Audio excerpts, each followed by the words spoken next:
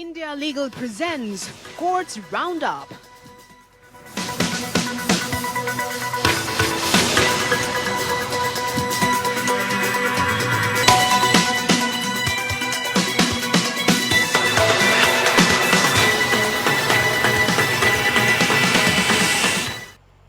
नमस्कार, आप देख रहे हैं हमारी खास पेशकश कोर्ट्स राउंड अप। मैं हूं आपके साथ रेशु त्यागी। इस बुलेटिन में अगले आधे घंटे हम आपको कोर्ट से जुड़ी तमाम छोटी बड़ी खबरों से रूबरू कराएंगे। कोर्ट की कार्यवाही और सुप्रीम कोर्ट से लेकर हाई कोर्ट और लोअर कोर्ट तक के फैसलों को आपके सामने रखेंगे। तो शुरू करते हैं कोर्ट से जुड़ी हुई तमाम खबरें। India Legal presents Courts Roundup.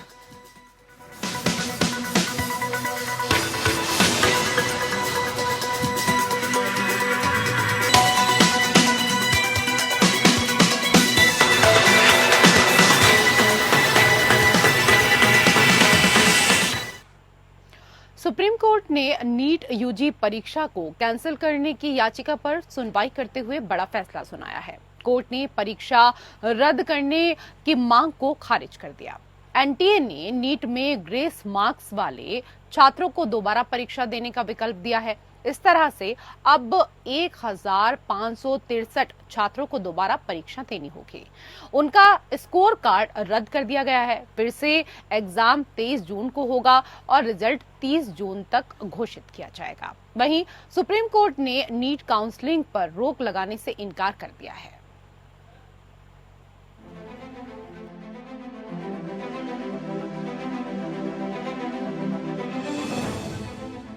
Supreme court ने नीट यूजी परीक्षा को कैंसिल करने की याचिका पर सुनवाई करते हुए बड़ा फैसला सुनाया है। कोर्ट ने परीक्षा रद्द करने की मांग को खारिज कर दिया है और ये भी कहा है कि केवल कुछ छात्रों के लिए पेपर फिर से आयोजित होगा। ये वो छात्र हैं जिन्हें समय की क्षति की भरपाई के नाम पर ग्रेस मार्क्स दिए गए थे। इस तरह कुल 1563 कैंडिडेट्स के लिए परीक्षा फिर से आयोजित होगी, सभी स्टूडेंट्स के लिए नहीं। नीट यूजी 2024 परीक्षा का आयोजन फिर से 23 जून के दिन किया जाएगा। इस दिन केवल उन 1563 स्टूडेंट्स के लिए परीक्षा आयोजित की जाएगी जिन्हें ग्रेस मार्क्स दिए गए हैं। इस प्रकार ये भी साफ हो गया है कि परीक्षा रद्द करने की स्टूडेंट्स की मांग को कोर्ट ने खारिज कर दिया है। कोर्ट ने केवल इन स्टूडेंट्स के लिए परीक्षा फिर से आयोजित करने की बात कही है। एनटीए भी अपने स्पष्टीकरण में पहले ये बात कह चुका था कि ये मामला 24 लाख बच्चों का नहीं है बल्कि 500 स्टूडेंट्स का है। इस प्रकार नीट परीक्षा की बाकी अनियमितताओं के आरोप पर कोर्ट का जवाब आना अभी बाकी है।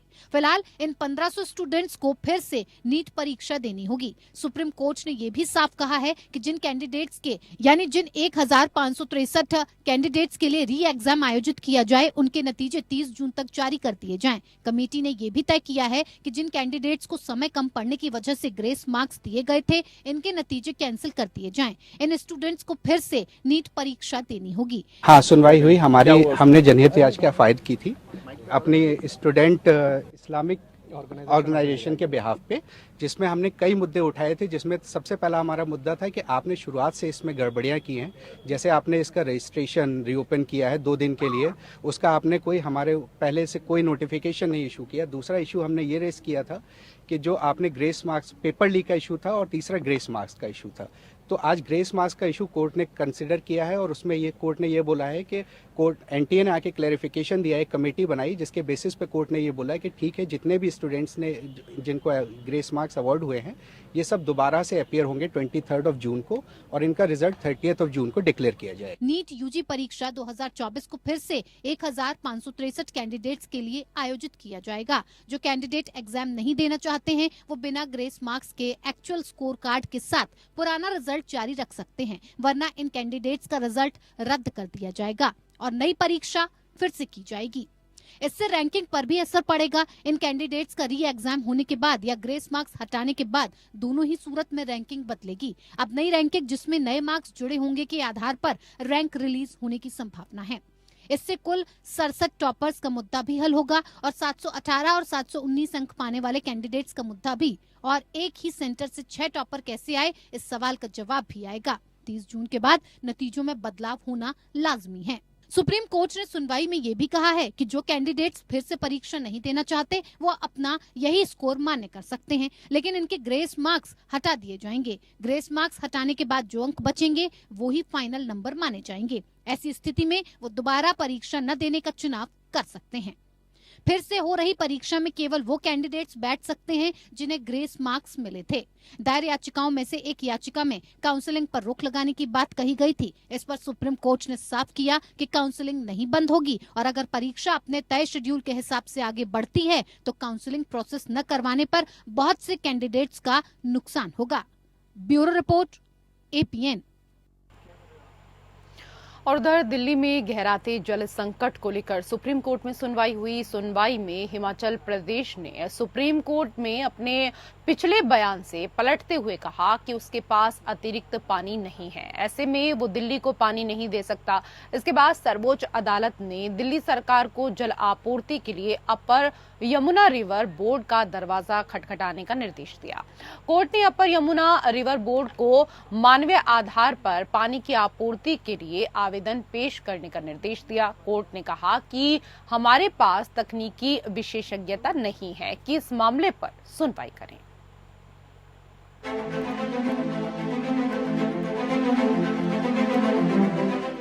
दिल्ली जल संकट मामले पर सुप्रीम कोर्ट में सुनवाई हुई।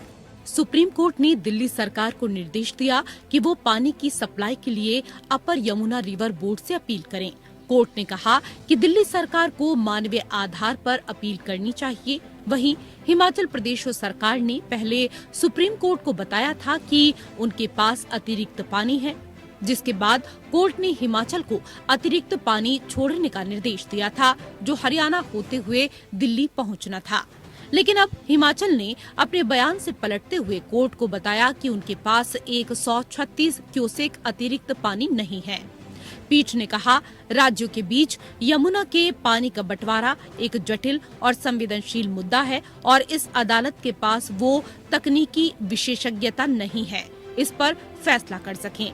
ऐसे में यह मामला उस निकाय पर छोड़ा जाना चाहिए जिसका गठन विभिन्न पक्षों में समझौते के बाद MOU द्वारा साल 1994 में किया गया था। जस्टिस प्रशांत कुमार की अध्यक्षता वाली बेंच ने मामले पर सुनवाई के दौरान हिमाचल सरकार को फटकार लगाते हुए कहा, बेहद संवेदनशील मामले में आपने गलत जवाब कोर्ट में दिया। कोर्ट ने कहा 137 क्यूसेक अतिरिक्त पानी की बात कही गई है और यह इतना संवेदनशील मामले में हल्का जवाब दिया गया। आपके ऊपर कोर्ट की अवमानना का मुकदमा क्यों न चलाया जाए? हम आपके सचिव को भी तलब कर सकते हैं। हालांकि कोर्ट ने कहा कि इस मामले को UYRB के सामने अपना बयान दें ताकि मामला जटिल न हो। ऐसा इसलिए क्योंकि यह आपातकाल मुद्दा है। हिमाचल सरकार की तरफ से कहा गया कि हमारी नियत सही थी, हालांकि जो जवाब दाखिल किया गया है उसमें कुछ कमियां हैं, उसको ठीक किया जाएगा और कोर्ट के सामने रिकॉर्ड को दिया जाएगा। हिमाचल सरकार ने सुप्रीम कोर्ट से कहा कि हम अपना हलफनामा वापस ले रहे हैं और इसकी जगह एक नया हलफनामा दाखिल करेंगे। हिमाचल प्रदेश सरकार के आग्रह को कोर्ट ने स्वीकार कर लिया। कोर्ट ने कहा, सभी पक्षों को सुनने के बाद हमारा मानना है कि पहले के समझौते पर किए गए हस्ताक्षर करने वाले राज्यों के बीच पानी साझा करने से संबंधित यह मुद्दा जटिल और संवेदनशील है और अदालत इस विषय की विशेषज्ञ नहीं है। ऐसे में इस मामले को यमुना रिवर फ्रंट बोर्ड को सुनना चाहिए।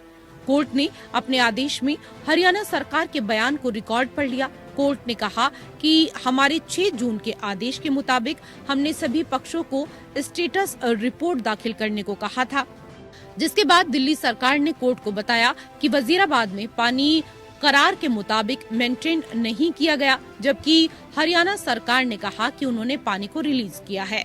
मुनक कैनाल के जरिए पानी रिलीज किया गया है, जबकि हरियाणा सरकार ने कहा कि उनके पास अतिरिक्त पानी नहीं है, लेकिन 1994 के करार के मुताबिक दिल्ली को पानी दे रहे हैं।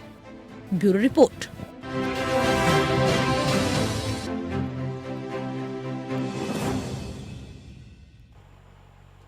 और उधर सुप्रीम कोर्ट ने फिल्म हमारे 12 की रिलीज पर रोक लगाई है। सुप्रीम कोर्ट ने बॉम्बे हाई कोर्ट में रिलीज को लेकर लंबित मामले के गुण दोष के आधार पर निपटारे तक फिल्म हमारे 12 की स्क्रीनिंग पर रोक लगा दी है। 14 जून को रिलीज होने वाली इस फिल्म पर कथित तौर पर इस्लामी आस्था और भारत में विवाहित मुस्लिम महिलाओं के प्रति अपमानजनक टिप्पणी करने का आरोप है।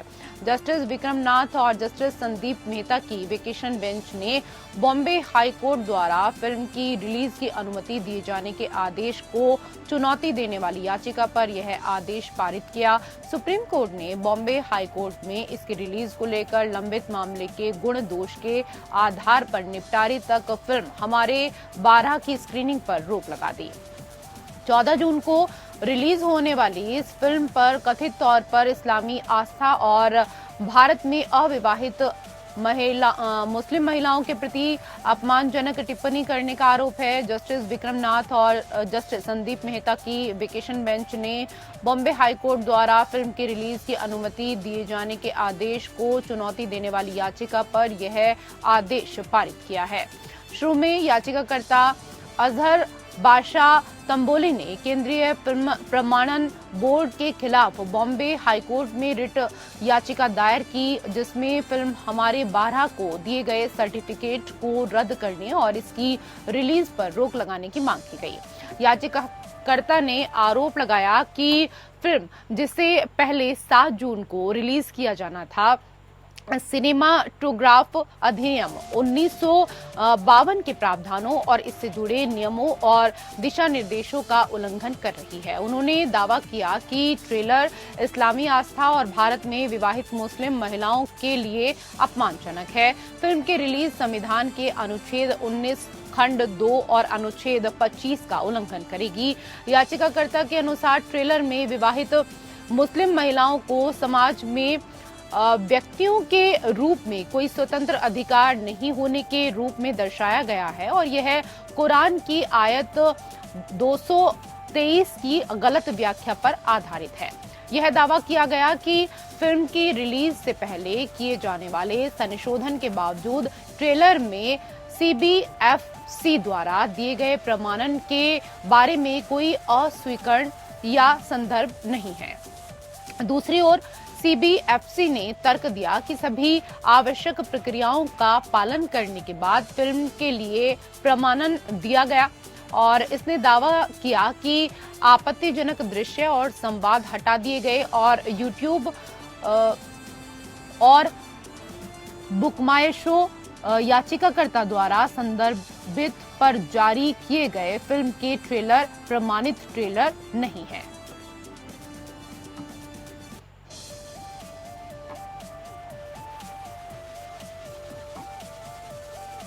शैक्षणिक प्रौद्योगिकी कंपनी फिजिक्स वाला के CEO अलख पांडे ने इस साल अंडर ग्रेजुएट मेडिकल प्रवेश के लिए राष्ट्रीय प्रवेश सह पात्रता परीक्षा या नीट में शामिल होने वाले कई उम्मीदवारों को ग्रेस मार्क्स दिए जाने के राष्ट्रीय परीक्षण एजेंसी के फैसले को चुनौती देते हुए सुप्रीम कोर्ट का दरवाजा खटखटाया। 9 जून को दायर की गई रिट याचिका को एडवोकेट जे साई दीपक ने सुप्रीम कोर्ट की वेकेशन बेंच के समक्ष तत्काल सूचीबद्ध करने के लिए उल्लेख किया। जस्टिस विक्रम नाथ की अध्यक्षता वाली पीठ ने जवाब में वकील से कहा कि वह मामले को रजिस्ट्री के समक्ष उल्लेख करें, जिससे लिस्टिंग अनुरोध चीफ जस्टिस के माध्यम से भेजा जा सके। सुप्रीम कोर्ट ने मंगलवार को अन्य याचिका पर नोटिस जारी किया, जिसमें कथित पेपर लीक के कारण 5 मई को आयोजित नीट यूजी 2024 परीक्षा रद्द करने की मांग की गई। ये देखते हुए कि परीक्षा की पवित्रता प्रभावित हुई, न्यायालय ने पेपर लीक के आरोपों पर NTA से 8 जुलाई तक जवाब मांगा। हालांकि न्यायालय ने काउंसलिंग प्रक्रिया पर रोक लगाने की प्रार्थना खारिज की। याचिका 4 जून को परिणाम घोषित होने से पहले दायर की गई। पांडे की याचिका में NTA के अनुग्रह अंक देने के निर्णय को मनमाना बताते हुए सवाल उठाया गया। उनके वकील ने कहा कि पांडे ने लगभग 20,000 स्टूडेंट से ज्ञापन इकट्ठा किए हैं, जिसमें दिखाया गया है कि कम से कम 1500 स्टूडेंट को इस दौरान लगभग 70 से 80 अंक अनुग्रह किए गए थे। अन्य नीट उम्मीदवारों ने परीक्षा के दौरान कथित समय की हानि की भरपाई के लिए अनुग्रह अंक दिए जाने को चुनौती देते हुए याचिका दायर की। उन्होंने तर्क दिया कि अनुग्रह अंक देने के लिए सामान्यीकरण सूत्र सबसे अच्छा, यदि बिल्कुल भी केवल उन प्रश्नों की संख्या तक ही विस्तारित हो सकता है जो समय की हानि के अनुपात में अनुत्तरित रह सकती हैं। यह देखते हुए कि प्रत्येक प्रश्न का समान अंक भार है, इसलिए प्रत्येक प्रश्न का उत्तर देने के लिए समान समय वितरण माना जा सकता है। 9 जून को सुप्रीम कोर्ट में एक और याचिका दायर की गई, जिसमें नीट यूजी 2024 के नतीजों को वापस लेने और नई परीक्षा आयोजित करने की मांग की गई। किस बेसिस पे आपने सोच लिया बिना किसी को इन्फॉर्म किए, और आपने जब रिजल्ट आया तो बताया नहीं। अब इससे मेरी प्रॉब्लम क्या क्या है? और उन्होंने जज एनटीए ने ये बोला है और माननीय सुप्रीम कोर्ट ने भी एग्री किया है कि जिन बच्चों को ग्रेस नंबर मिले थे 1563, उन बच्चों का या तो री एग्जाम हो जाए, जो कि इन्होंने डेट दे दी है कि अप्रोक्सीमेटली 23 जून को, या तो वो बच्चे अपने बिना ग्रेस के जो नंबर हैं उस पे हैप्पी हो जाए, यानी उनका ग्रेस नंबर काट दिया जाएगा। ठीक है, अब री एग्जाम हो उन बच्चों का जो देना चाहते हैं 1563 में से, और जो नहीं चाहते हैं उनका ओरिजिनल स्कोर रहेगा। फिर रैंक पूरी शफल हो, उसके बेसिस पे काउंसलिंग हो। और उधर दिल्ली सरकार और उसकी संस्थाओं के पक्ष में भूमि अधिग्रहण के कई मामलों में फैसला सुनाते हुए सुप्रीम कोर्ट ने हाल ही में कहा कि जनहित दांव पर होने पर रेस जुड़ी काटा का सिद्धांत सख्ती से लागू नहीं हो सकता। जस्टिस सूर्यकांत, जस्टिस दीपांकर दत्ता और जस्टिस उज्जवल भुइया की पीठ ने कहा कि ऐसे मामलों में अदालतों को अधिक लचीला रुख अपनाना चाहिए, यह मानते हुए कि कुछ मामले व्यक्तिगत विवादों से परे होते हैं और जनहित से जुड़े दूरगामी निहितार्थ रखते हैं। यह मामला दिल्ली के नियोजित विकास के लिए भूमि अधिग्रहण अधिनियम 1894 के तहत दिल्ली सरकार द्वारा शुरू की गई भूमि अधिग्रहण प्रक्रिया से संबंधित है। 1957 से 2006 के बीच भूमि अधिग्रहण के लिए विभिन्न अधिसूचनाएं जारी की गई और मुआवजा तय करने वाले पुरस्कार पारित किए गए। कुछ मामलों में मुआवजे की राशि राजकोष में जमा कर दी गई क्योंकि भूस्वामी आगे नहीं आए। कुछ अन्य में सरकारी संस्थाओं द्वारा कब्जा नहीं लिया जा सका क्योंकि भूस्वामियों ने कार्यवाही को चुनौती दी और स्थगन प्राप्त किया। इसके बाद 1894 के अधिनियम को 2013 के अधिनियम द्वारा प्रतिस्थापित किया गया, जिसने विभिन्न सुधार लाए। नए अधिनियम की धारा 24 में प्रावधान किया गया कि पहले की व्यवस्था के तहत शुरू की गई भूमि अधिग्रहण कार्यवाही कुछ मामलों में समाप्त मानी जाएगी, जिसमें मुआवजा न चुकाए जाने या कब्जा न किए जाने की स्थिति भी शामिल है। धारा 24 की व्याख्या सुप्रीम कोर्ट के विभिन्न निर्णयों में की गई, जैसे कि पुणे नगर निगम बनाम हरक चंद्र मिस्त्रीमल सोलंकी, पुणे नगर निगम और इसी तरह के अन्य निर्णयों के आधार पर दिल्ली हाई कोर्ट ने प्रतिवादी मेसर्स BSK सहित कुछ प्रभावित भूमि मालिकों की रिट याचिकाओं को अनुमति दी। कोर्ट ने उनसे संबंधित भूमि अधिग्रहण कार्यवाही को समाप्त घोषित कर दिया। 4 साल बाद 2020 में पुणे नगर निगम के फैसले को संविधान पीठ ने इंदौर विकास प्राधिकरण बनाम मनोहर लाल के फैसले से पलट दिया, जिसमें ये माना गया कि अधिग्रहण की कार्यवाही को तभी समाप्त घोषित किया जा सकता है जब दोनों शर्तें पूरी हो जाएं, यानी भूमि मालिकों को मुआवजा न देना और अधिग्रहित भूमि पर राज्य का भौतिक कब्जा न लेना।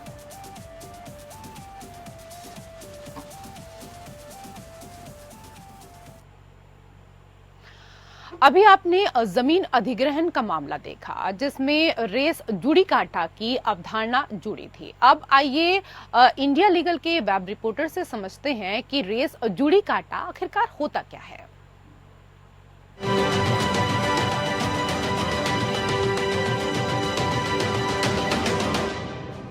रेस जुडिकाटा संधि विच्छेद करूं तो रेस यानी सब्जेक्ट मैटर और जुडिकाटा यानी एडजस्ड। क्लब करके समझें तो जिस सब्जेक्ट मैटर की बात कर रहे हैं वो ऑलरेडी कोर्ट द्वारा एडजस्ट हो चुका है। रेस जुडिकाटा समझने के लिए 3 प्रिंसिपल आपको समझना जरूरी है। पहला, किसी एक व्यक्ति को एक कॉज ऑफ एक्शन के लिए 2 बारी परेशान नहीं किया जा सकता। दूसरा, कि ये स्टेट के इंटरेस्ट में है कि जो लिटिगेशन है उसका कोई एंड हो। तीसरा, कि जुडिशियल डिसीजन को आपको करेक्ट डिसीजन की तरह मानना पड़ेगा। सेक्शन 11 ऑफ सीपीसी कहता है कि अगर एक इशू कोर्ट द्वारा डिसाइड हो चुका है तो फिर वो इशू किसी दूसरे सूट का सब्जेक्ट मैटर नहीं बन सकता। ऑल्सो जो डेफिनेशन सेक्शन 11 में दी गई है, ये डेफिनेशन एग्जॉस्टिव नहीं है। हाल ही में सुप्रीम कोर्ट ने ये भी नोट किया कि ये जो प्रिंसिपल है रेस जुडिकाटा का, वो पब्लिक इंटरेस्ट के केसेस में यूज हो ऐसा जरूरी नहीं है। कोर्ट ने यह भी नोट किया कि रेस जुडिकाटा एक टेक्निकल प्रिंसिपल है जो सेम पार्टीज को बार बार सेम इशू पर लिटिगेट करने से रोकती है जब कोर्ट ने कंक्लूसिवली उस मैटर पर डिसाइड कर चुकी है।